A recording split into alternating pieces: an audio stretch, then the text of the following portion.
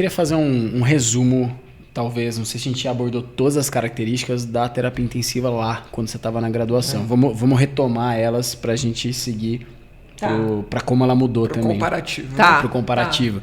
Então, lá atrás, unidades de terapia intensiva muito diferentes em organização de espaço, menores. Os pacientes... É que a gente está falando em UTI pública, né? De hospital público, né? Não se compara. Né? Mas eu posso falar em termos de HC. Eu trabalhei no Dante também, que é um hospital público, não era muito diferente. Tá. Né? Então, antes os pacientes eram as macas uma do lado da outra, né? Ora tinha Birchmark 7, a gente escolhia quem ia para o ventilador microprocessado. Agora, hoje, não tem essa. A gente tem um ventilador microprocessado para todo mundo. Né? E você tem... E, na época, a fisioterapia em terapia intensiva, ela se mesclava, ela se confundia... As pessoas confundiam muito com fisioterapia respiratória. Tá bom. Que não tem nada a ver Então era hoje. Tá. Né? Era muito respiratório. E a cultura do...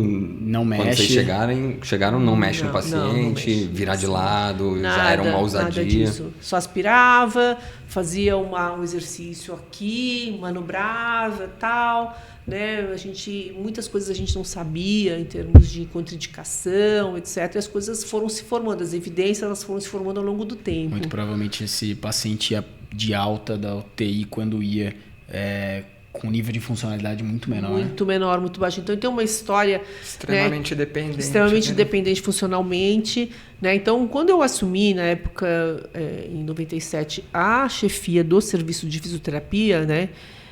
A gente tinha umas histórias, assim, que, por exemplo, na UTI tinha uma UTI das moléstias infecciosas que era predominantemente de pacientes tetânicos, né?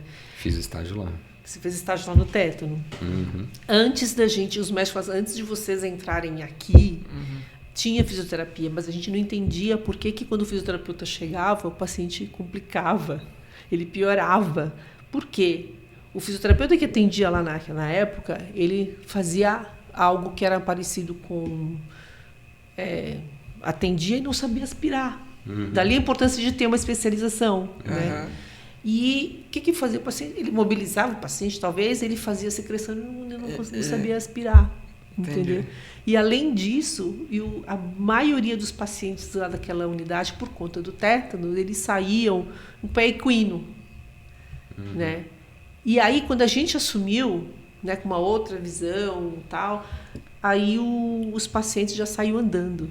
Olhando na consequência do risco do tétano para alta desse cara, vocês já modificavam toda a terapêutica. Modificamos toda a terapêutica. Que legal. Exato. Já... Vocês já atenderam tétano? Não, nunca. Era uma doença assustadora, né? Uma doença... O cara pode pisar no prego, pode pisar em qualquer coisa que que tenha não é um vírus, é uma bactéria... Né, que se ela entra na circulação sanguínea, o paciente começa a entrar, né, em tétano, né, ele fica rígido. Ele tem uma rigidez muscular importante. A ponto de não conseguir respirar, né? A ponto de não conseguir respirar, e ele fica, inclusive, em opistótono. Né, ele faz uma ponte, assim, né, opistótono com hiperextensão, né, de cervical, e faz trismo, assim, né, fecha tudo e tal. E aí você...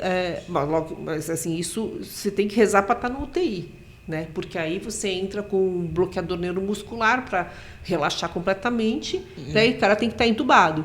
E mesmo entubado, com conta desse trismo, ele pode morder a cânula. Você tem todo um cuidado.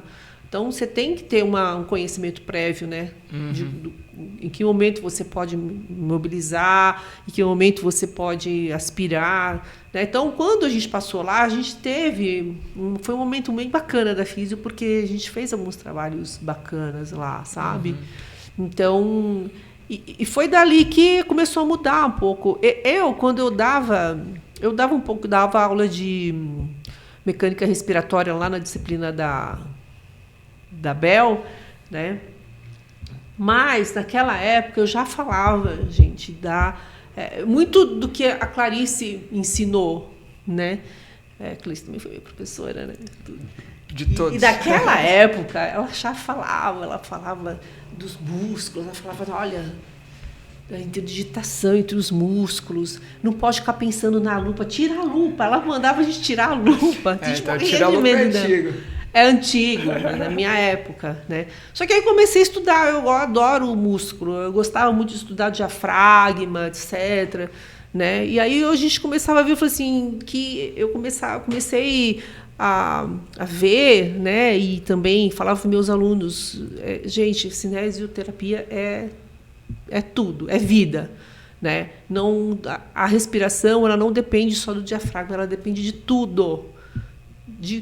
Então, não vamos ficar fazendo um exercício focado só aqui, que a gente não vai conseguir chegar a um bom resultado, né?